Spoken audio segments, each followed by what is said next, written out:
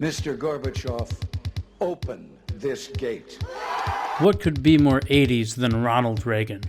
The president epitomized the era with his tough talk on the Soviet Union, emphasis on free enterprise, and various mic drop moments against enemies both abroad and at home.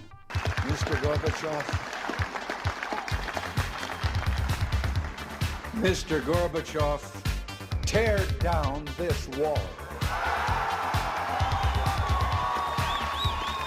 Mr. Green, did you turn that microphone You off, asked please? for me if you would... I am paying for this microphone, Mr. Speaker. But Reagan began his political career in the 60s in what would become his style, someone else's campaign rally. There's no argument over the choice between peace and war, but there's only one guaranteed way you can have peace, and you can have it in the next second.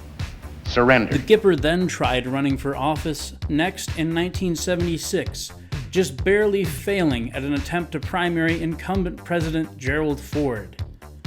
Similar to his first famous speech, his second most famous speech was at what was meant to be Ford's victory party at the 1976 Republican National Convention. Destroy virtually the civilized world we live in.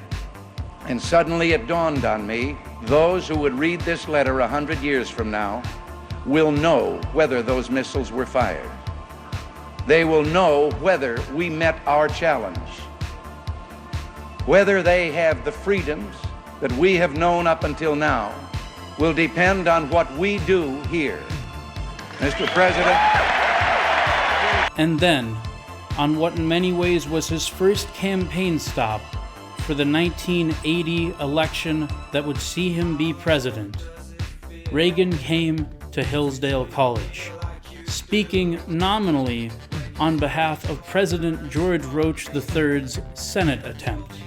Reagan gave a rousing speech about the power of American business, but he did close with a final message for Hillsdale graduates who would be voting for him just 3 years later. But to all you young people here, measure everything that's proposed by government in what is the price you pay in individual freedom, and demand the right to fly as high and as far as your own strength and ability will take you without being penalized for your initiative or your effort.